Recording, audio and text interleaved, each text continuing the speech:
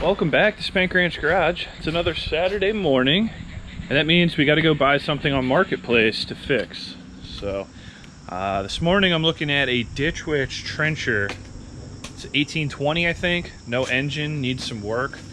So I figured we'll go take a look at this thing, see if it's a decent deal, and see if we can get it fixed up.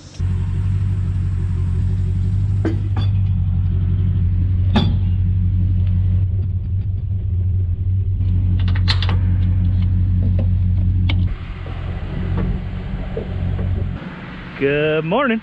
So this guy's saying this is a 2006 Ditch Witch 1820. It's got carbide rock teeth on it, mostly hydraulic. It's got 426 hours on it, but the motor's already gone. Being that this is painted green, this probably came from Sunbelt Rentals, I would, if I had to guess.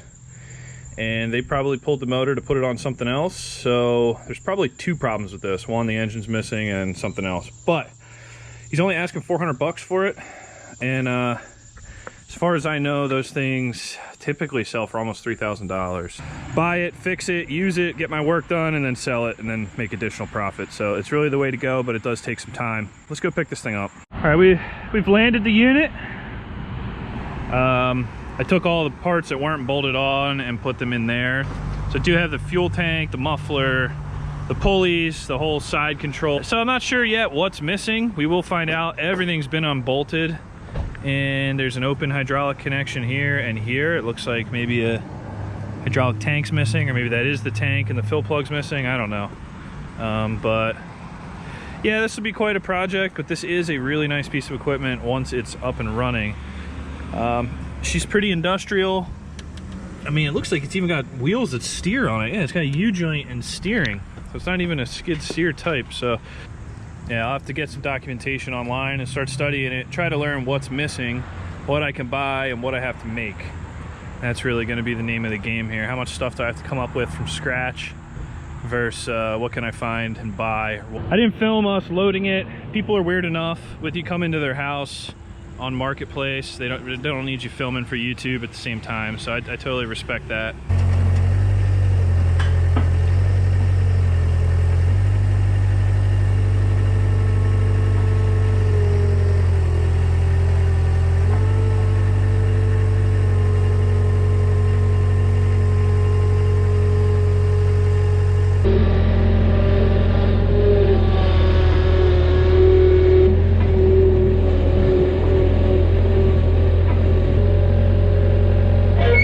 So here's all the parts that I got with the thing. So this is the gas tank, pretty self-explanatory. All the bolts are missing, of course. The battery would go up here, I think, and I don't see any battery cables, so they're most likely left with the motor. I don't know what this hydraulic fitting right here does, and this huge hole with oil in there, hydraulic oil. So that's probably full of water in that tank, I would assume. Otherwise, a couple good things. So the hydraulic pump is up here, and that turns. That is not seized up, so that's nice. And then also the gear drive for the chain also turns, and that's not seized up. So that's pretty much like the two most important things on this. It looks like I'm missing a large side cover here. You can see these riv nut brackets. There's nothing here. I was able to get the factory muffler, though I'm not sure it'll be of any use once I put a different engine on this. And we have the factory pulley, which is a big deal because this is pretty special. It takes this three rib power rib belt for the drive, and then it also runs the 2 rib for the hydraulic pump. So this is probably, you know, a tricky one to get. So I'm happy I got this with it. And then I also have this plate here, which I would assume engages and disengages the hydraulics. Most likely, yeah, the hydraulics, if I had to guess, and I would assume it bolts to the engine here. But I am missing something here, and I have this whole linkage here that I don't know where it goes. So I never had a trencher before, never even used one, so I got a lot to learn. I got to go look at some pictures, see what's supposed to be here. But otherwise, you know, the main valve body here, all this stuff moves nice and free. Doesn't seem to be any problems with that. It's got a newer Baldwin filter on it. They say this thing has 426 hours on it. It's pretty tough life at 426. Throttle and choke cables are here and they're all free, so that's awesome. I don't have a key for it, so I'll have to get one of those, figure something out there. And Sunbelt Rentals, Manassas, Virginia, PC 176. Does that match the numbers over here? Yeah, PC 176. So at least all this crap is from the same unit. But I think it all starts with some research, and then I'm going to go on the hunt for a motor for this. See if I can pick up the additional missing parts here. If you sign up for ditchwitch.com, make an account, you can get all of the parts diagrams for your machine. So I'm just taking a look at this. They're calling it the head shaft clutch. So this is the clutch for the actual chain, the digging chain. I'm missing a substantial amount of this, unfortunately. It's a lot of parts there. Could be pretty expensive, potentially. I haven't been able to find anything used for that yet, but I will keep looking. Well, I'll be damned. Marketplace got me again. Damn it! Picked up another 1820 Ditch Witch with a pretty nice chain and an engine this time. It's missing the bar. It's got electrical problems. The engine doesn't run. They said the engine's shot. I don't know what that means yet, because it seems to turn over and doesn't seem to have any rods hanging out of the block. So now the plan is to pull this engine, get it running, see what's up with it, see if it's fixable, and then make one machine out of the two.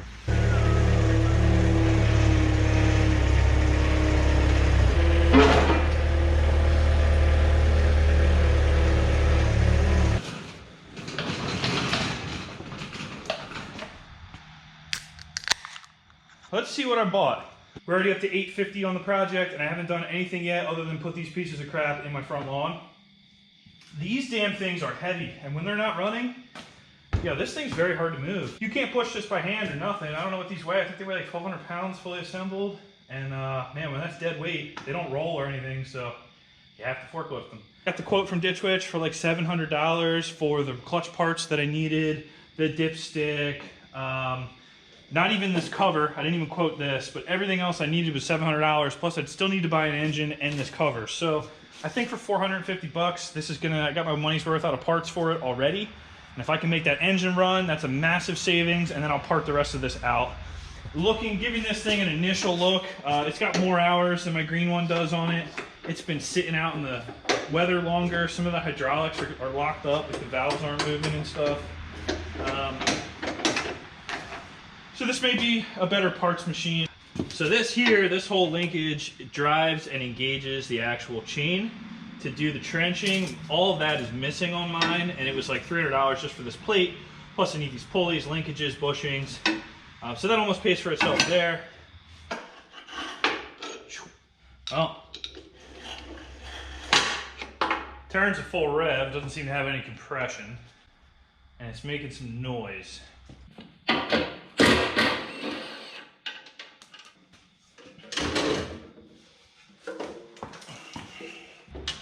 So this has got the battery cables and everything, which is nice. My other one's missing all that. It's got the OEM oil drain, which is this hydraulic hose. It comes over to here. That's nice. It's got a proper dipstick on the hydraulic tank. So like, I just have to imagine when people take something apart, they just start throwing parts everywhere. Like, how do you lose this much stuff? I don't understand, but everything I buy, you know, it's missing all this little stupid crap that just eats your lunch. We've also got a variety of fuel pumps here, so don't know what that means. And then also, this is a little disappointing, but that is sand in the intake. And the throttle linkage is all seized up here, so I can't actually move that to see if the carb moves. So I don't know if the motor took sand in or not.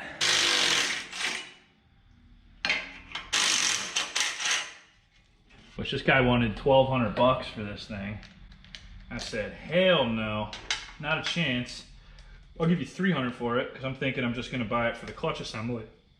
And then when I saw he was throwing in another chain with it, and I was like, all right, 400. And he was okay with it, surprisingly. But it did sit on Marketplace for months, because nobody wants to deal with this crap. Nobody's as stupid as I am when it comes to buying equipment. Knock on wood, if you saw my jumping jack video, that was a seized up Honda, and I was able to revive that with just honing the cylinder and putting rings in it and breaking everything loose. but you don't get that lucky every time.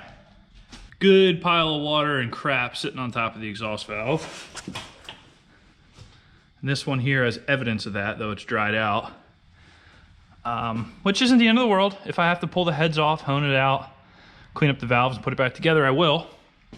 Finding one of these Honda engines, they didn't make a lot of them, they're very expensive. And finding a comparable Briggs & Stratton or Kohler, I mean, a good running 18 to 20 horse V-twin with a horizontal shaft these days is like, you're talking hundreds of dollars, probably 600 bucks for a runner, up to, you know, 1,200 bucks, depending on what you want to buy. Or you could put a Harbor Freight Predator on this, which is like $1,000 brand new, and I definitely consider that option as well. But I want to see if I can save the OEM engine.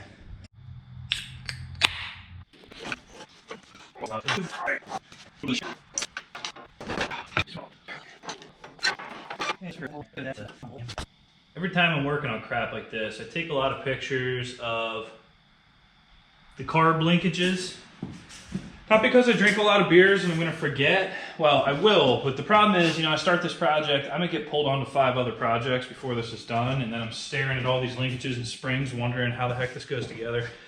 So I just keep a notebook in my phone of all the junk I take apart, and that way, you know, picture's 1,000 words. I forget something, I don't know where a bracket goes, whatever. You come back a month later, you can kind of piece together what's going on with that. No shame in that game. So I've been dreading this part, but luckily I have a spare pulley. I came on the green one, and it seems like, I can get the set screws out of this one. They got it off the crank. But yeah, it's just 2 set screws, one of them on top of the key and one of them that hits the shaft on the engine. And they look horrible inside this pulley. They've never been out before, and they're gonna strip. So I might have to get the old torch out for that, but at least we have a good pulley here as a spare. So if I gotta get really crazy with it, I have this as a backup plan, which is nice. And this should be identical. Yep, yes. Hoping to leave up just enough to get a wrench on, because I don't really have a long 5mm Allen wrench. I have a feeling this is gonna go very poorly. Oh, all right. It moved the wrench on the Allen. Now I got to be able to get that out of there somehow, though. That might not have been a good idea. Oh man! Blew up my snap-on 8mm socket immediately. This is gonna go poorly. We are on a path of destruction.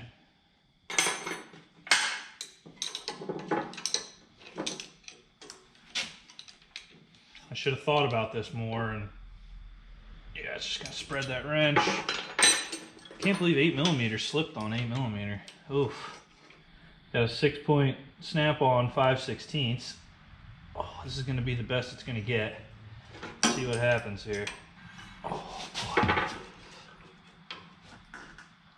Oh my God. That's just not ideal. If you're not breaking out the oxyacetylene on every little project, you're not working on real junk.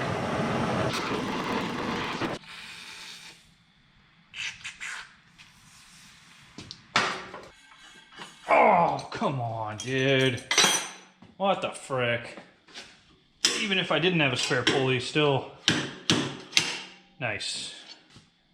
All right, so the Allen's still good. It didn't twist off yet. But I think before I twist off a super hard piece of steel in there, I'm almost thinking drilling this is the answer.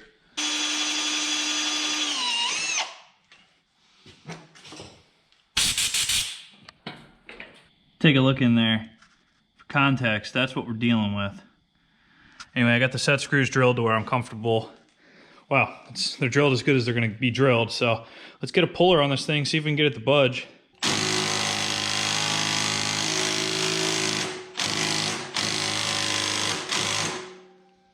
Something is giving. Either it's the puller about to explode or what.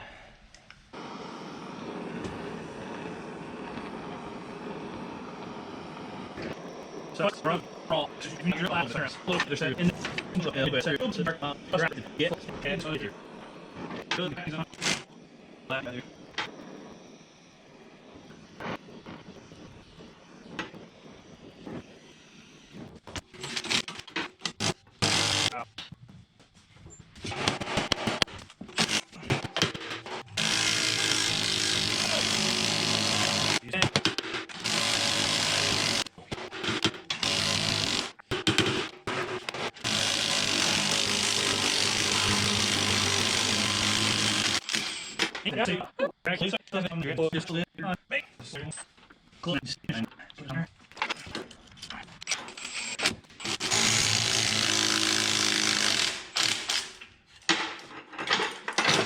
Nice and easy, just like that. That's how you take the pulley off.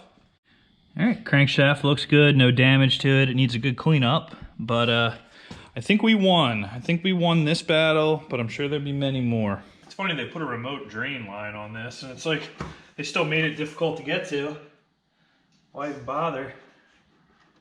Pretty sure this is gonna drain all over the tire if the pan wasn't here.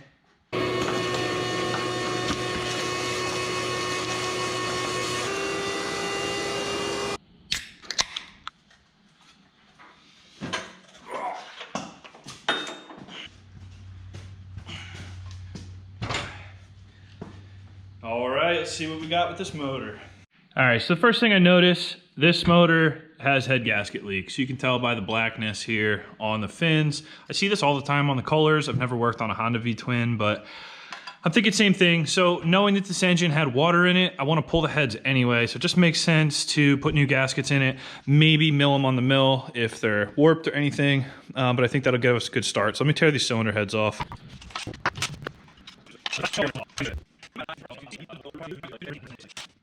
The one thing when I'm pulling these heads is I always check to see if the valve has a cap on it under the rocker, because they're very easy to lose, and once it hits the floor, especially in my shop, it's gone.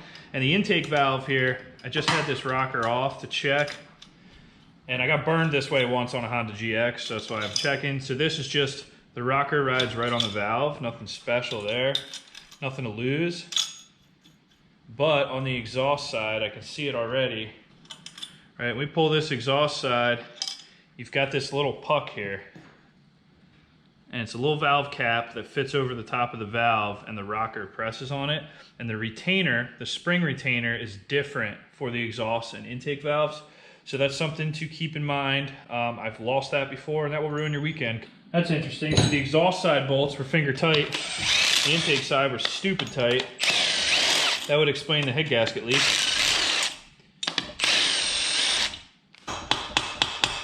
Brace yourself. Oh, look at that water coming out. Oh, that's nice. Isn't that nice? Holy crap.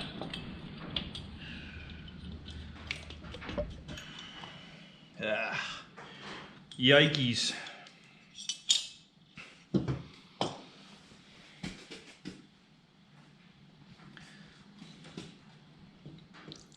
That shouldn't be in there.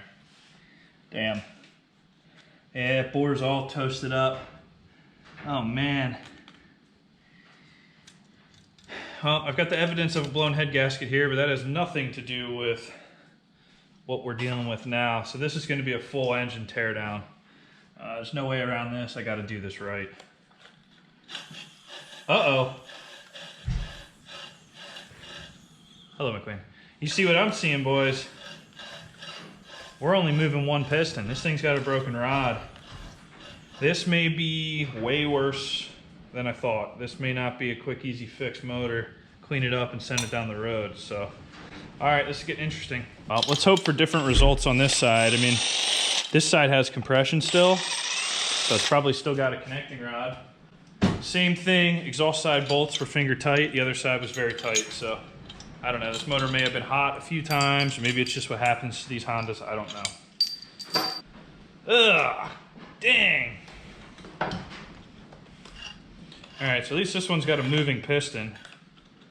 Man, boys, she's in rough shape. This is a little rougher than I was hoping, but you know, this is what you get when you're buying things sight unseen at risk. This cylinder is easily savable, though. I can hone that back and put new rings in it.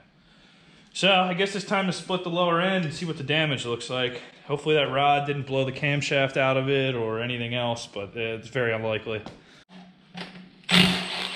So as I turn this motor over onto its side, I literally heard pieces of metal or something falling around inside of it. That's reassuring.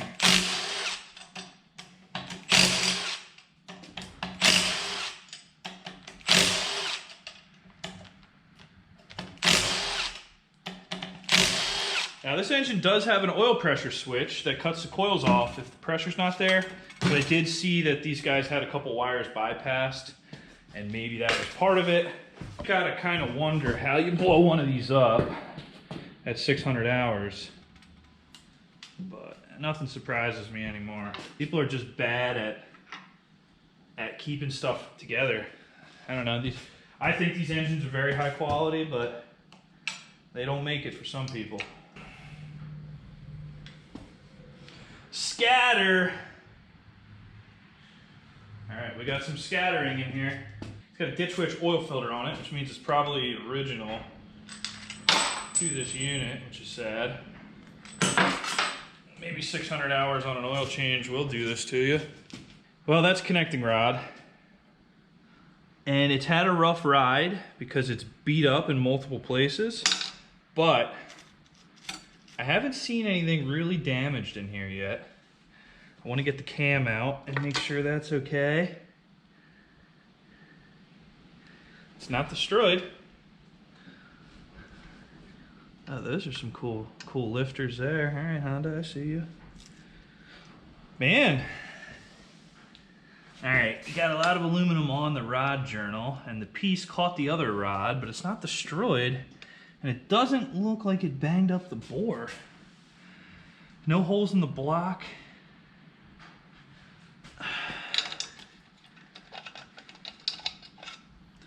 Part of the old rod cap with the bolt. So this thing likely started rod knocking, and they just ran it till she blew, and then said, oh, it needs a starter because it won't start. So that's how these guys troubleshoot. That's all right.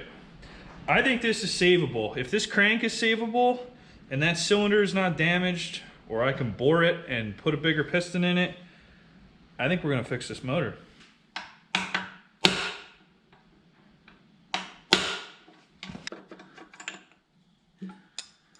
Yeah, so we got some aluminum transfer in there as well, but it's probably not the end of the world.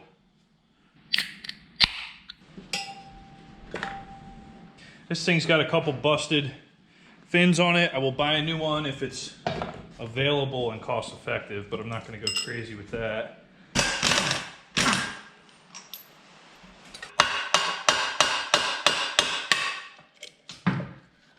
Yeah, baby.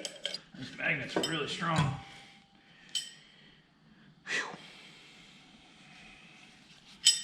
That could have used a good cleaning anyway. See, there's obvious scarring from an incident, but in my quick feel here, this all feels like high spots and melted aluminum. Everything's higher than the bearing journal next to it. Maybe a couple nicks. Yeah, I think that's my safer bet. What we're looking like. So this piston has seen better days. So it caught a lot of the shrapnel of the rod there. So this is the last rod to get oil. This cylinder gets oil first. Oh, the rear bearing gets oil first.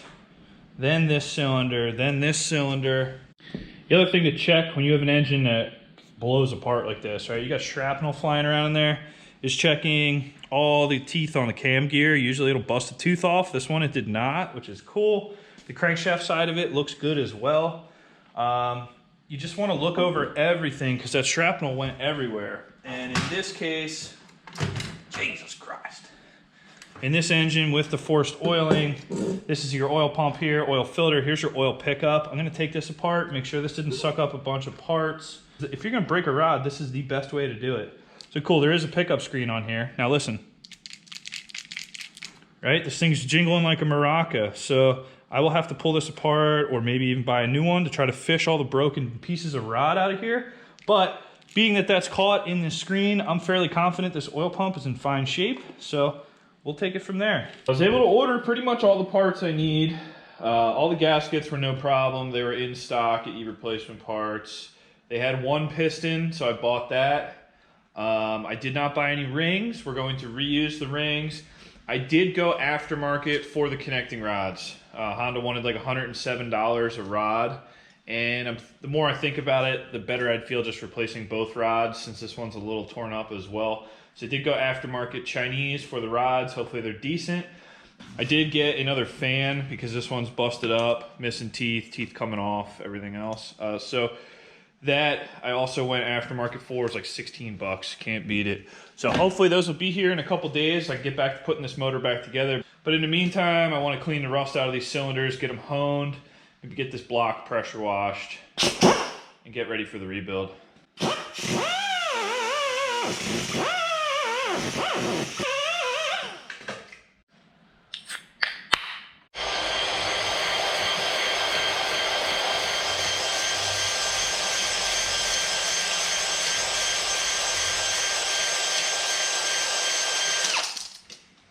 The block hone turned out good. Now I want to get into the cylinder heads. Quick little valve cleanup here so you can see there's just all this muddy rust water in the intake. This one, the exhaust looks okay, but the other one's the opposite. So these are pretty easy to get the valves out of. So just a shop towel and some Scotch-Brite.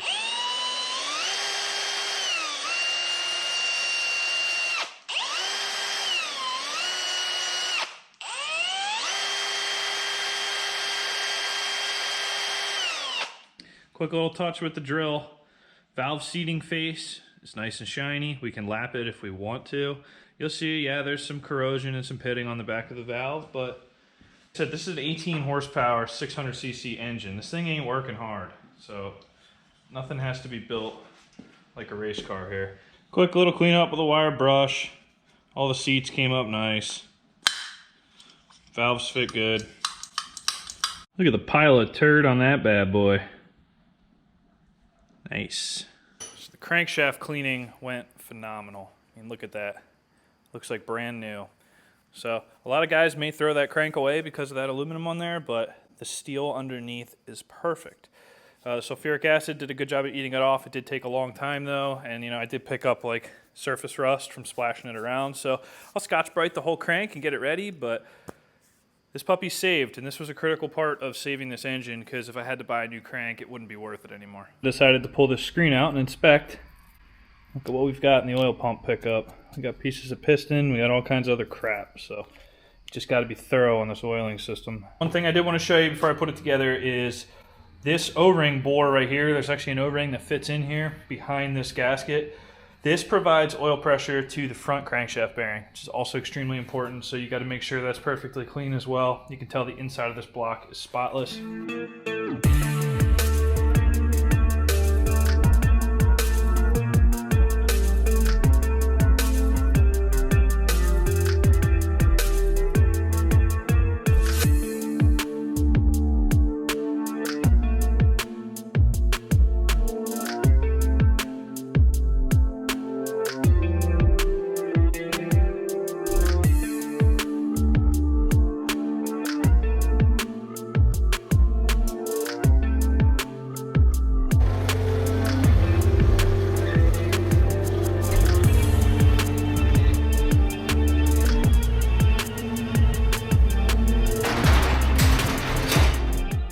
Alright, so we got a little bit of a clean slate here. Just cleaned all of this up on the green machine. Got the dipstick put in. This motor mount plate I didn't even know I needed. That would have been an additional expense. I also forgot that I needed this hose. So once again, just to further justify the parts machine, these little things add up. Probably between that hose and that motor mount's probably another $80 or so. So anyway, this whole piece was unbolted. Got this all bolted in, lined up. Oil filter's happy, dipstick's happy, yada yada yada. Let's drop the motor on this bad boy. Got this engine bolted on, but now I'm feeling some electrical woes. So when I ground out the oil pressure switch, right, you hear that relay click. When I use the clutch or the chain engagement switch, the switch clicks, but we got nothing up here. Dead man switch does click a relay, but we get nothing out of the key. Turn the key on, hour meter starts running, battery meter, voltmeter starts working. But I have no action out of anything else. I got no power to the starter, I got no power to the fuel shutoff solenoid, to the carb. I don't think I'm missing any interlocks. It's only one fuse I saw, and that's good. Now the one thing I'm dealing with is all 3 wires for the charging coil and the actual ground to shut the engine off are all the same color. And that is a bummer. So I'm gonna have to play with that a little bit. They all have the same gendered plug on them too, so there's nothing to differentiate them. Shame on Ditch Witch for that one.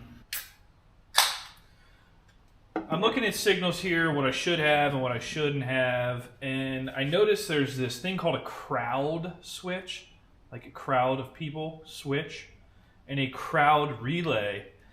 And ultimately, that is what's going to allow the ground side of my start interlock to go hot. And I hear no change on the chain digging relay, or the chain digging switch. I hear no relay click action. So that has me thinking that we're good up to here, and then my starter wire's good up to here. So in the middle is this crowd relay and crowd switch.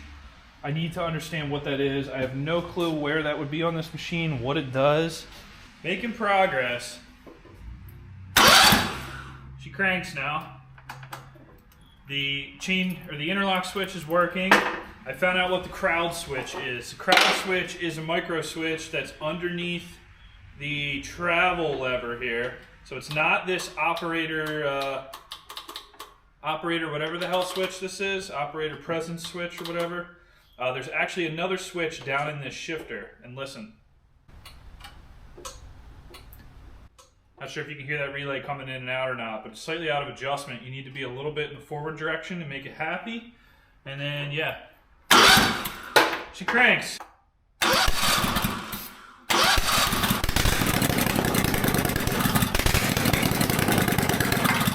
Before we get too far along on this, I want to drain the hydraulic fluid.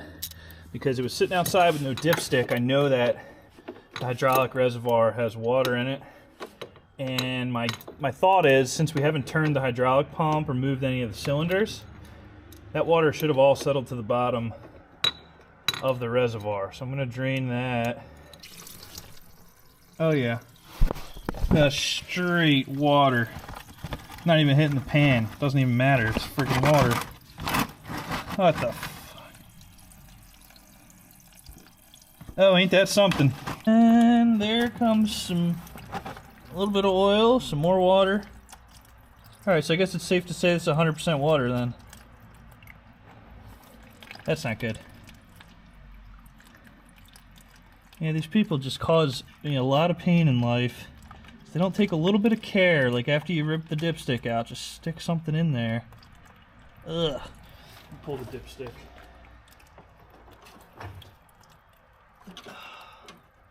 There's some kind of oil. Wow, there was like none.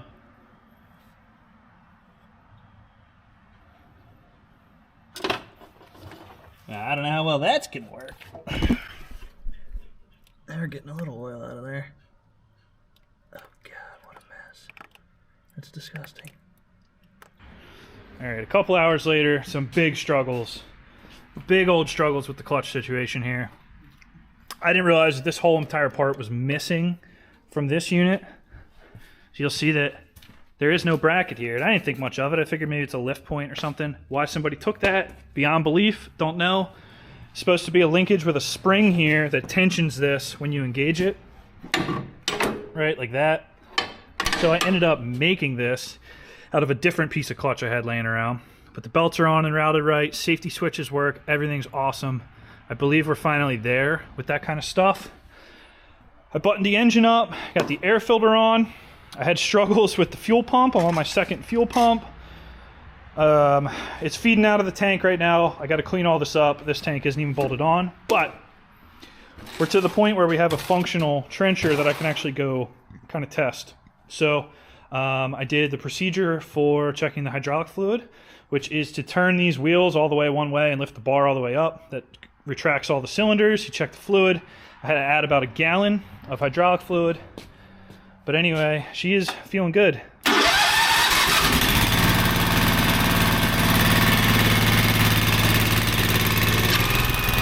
So right now, everything's disengaged.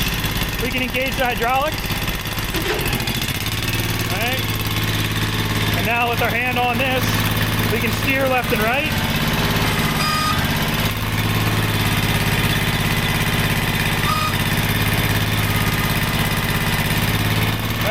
the boom up and down.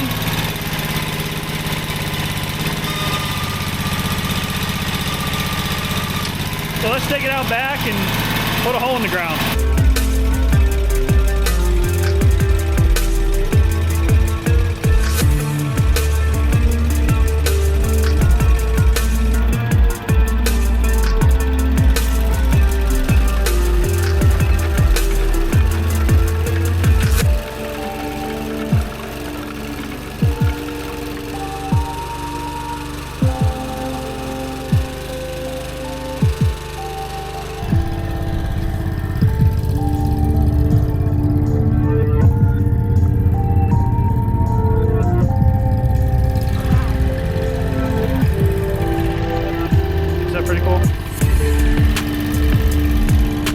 And the sun comes out after a 2-day bender working on trash. But I would say we have a functional trencher here. I got some cleanup to do. I want to check the fluid in the drive, and you know, I'll keep an eye on everything. But let's load this thing on the trailer, take it 7 hours from home, and go do a trenching job.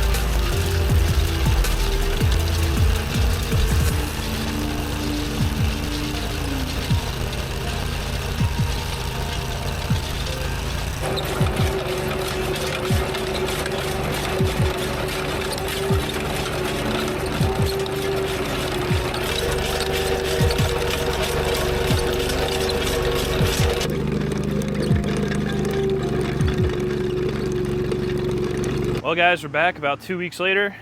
The trencher made it home and she did a hell of a job. Probably trenched only about 250 feet worth of trenching, but in some very, very hard clay with some rock, and it did a great job. So I do have a couple more jobs lined up for this thing before it's gonna see the old Facebook Marketplace. Obviously I gotta put the side cover back on there. And then for the next guy, I'm throwing in all the belts off the red machine. I've got a spare cutting chain for it, whatever parts they want to sweeten the deal. I'm gonna start out around $3,200 for this piece of equipment, and we'll see where I land. I will be pretty flexible on the price. That's all she wrote on this one. Thanks for watching Spank Ranch Garage. I'll see you next time.